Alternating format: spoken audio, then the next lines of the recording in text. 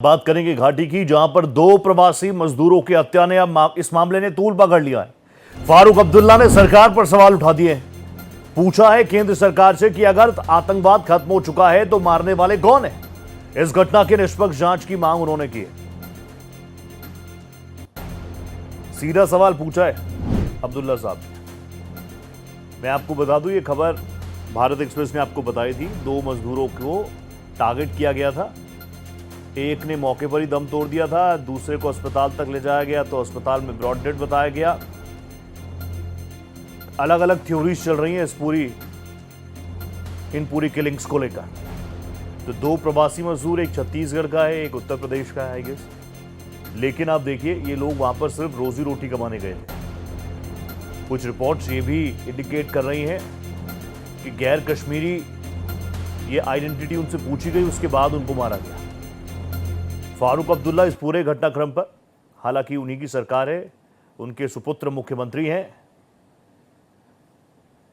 मेरे साथ मेरे सहयोगी रवि जुड़ चुके हैं। रवि, इस पूरे मामले को लेकर किस तरीके से इन्वेस्टिगेशन आगे बढ़ रही है, सबसे पहले ये बताएं।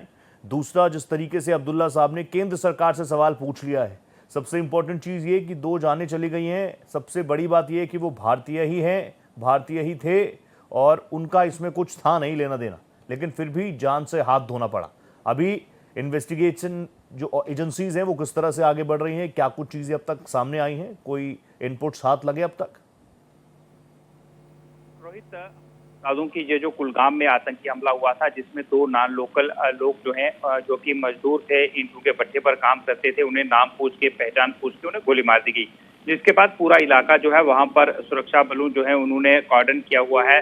सर्चेज लगातार जारी है। लेकिन सबसे बड़ी इसमें इनपुट ये आया कि लतीफ भट्ट, जो कि एक स्थानीय आतंकी है, उसने जो है वो इस हमले को अंजाम दिया, जिसने कुछ दिन पहले 22 जुलाई को जो अनंतनाग है वहां पर एक हेड पुलिस कांस्टेबल को गोली मारी थी, जिसके बाद उनकी शहादत हो गई थी।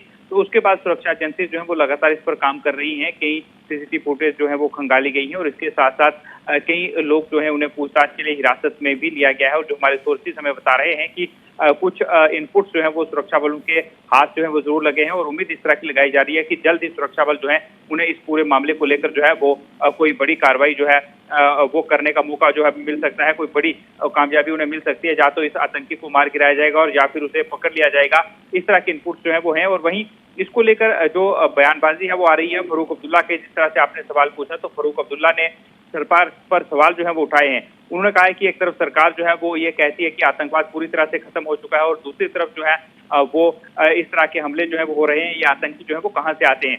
और इसके साथ साथ उन्होंने ये भी कहा है कि जब तक, क्योंकि जिस तरह से आपने कहा कि सरकार जो है वो यहाँ पर जम्मू कश्मीर नेशनल कॉन्फ्रेंस की है, उन्हीं के बेटे जो है वो नेशनल कॉन्फ्रेंस के मुख्यमंत्री हैं, जिनकी तरफ से 10-10 लाख रुपए का ऐलान जो है वो इन दोनों मजदूरों के लिए किया गया है, जिनकी जान इस आतंकी हमले में जो है वो गई है। तो फारूक अब्दुल्ला ने ये भी कहा है कि जब जब स्टेटहुड की बात आती है तो इस तरह का हमला जो है वो यहाँ पर हो जाता है, किसी की हत्या यहाँ पर हो जाती है, कोई आतंकी घटना हो जाती है। जो समझ से परे था कि आखिर फारूक अब्दुल्ला जो है उन्होंने इस मौके पर इस तरह का बयान जो है वो क्यों दिया है और वो निशाना किस तरफ जो है वो साधना चाहते हैं। लेकिन अगर फारूक अब्दुल्ला की बात करें तो वो इसी तरह के लिए जाने जाते हैं। फारूक अब्दुल्ला कब किस तरह का बयान दे दें ये कोई नहीं जानता। ऐसा ही बयान उनका एक बार फिर से जो है वो सामने आया है।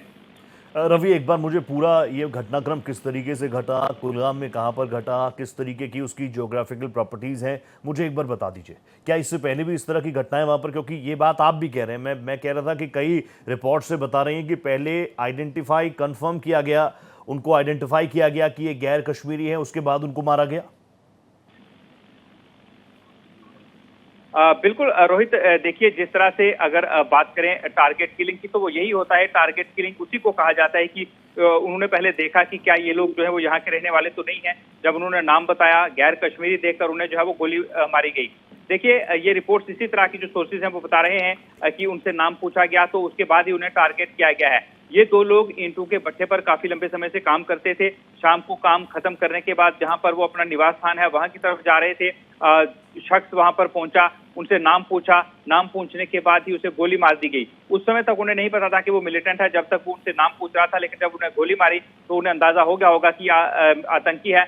लेकिन उसके बाद वो घायल हुए। उनके जो साथी थे उन्होंने सुरक्षा बलों को बताया, उन्हें अस्पताल ले जाया गया, लेकिन दोनों की जान को बचाया जो है वो नहीं जा सका। और ये पहला मामला नहीं है क्योंकि अगर हम पीछे चलें तो कई बार पहले भी जो है वो इस तरह की टारगेट किलिंग जो है वो कश्मीर घाटी में की गई है। जो नॉन लोकल लोग थे उन्हें मौत के घाट जो है वो उतार दिया गया है। सबसे बड़ा हमला जो है वो पहलगाम में आतंकी हमला था, जब 26 के करीब लोग जो कि नॉन लोकल थे उन्हें जो है वो पूछकर इस तरह से गोली जो है वो मारी गई है। तो फारूक अब्दुल्ला को इस समय जो है वो उन लोगों के साथ संवेदना जो है व्यक्त करनी चाहिए थी। उन्हें इस तरह का बयान जो है वो नहीं देना चाहिए था। उन्हें संवेदना व्यक्त करनी चाहिए थी उन लोगों के साथ, लेकिन फारूक अब्दुल्ला ने इस तरह का बयान जो है वो दिया है।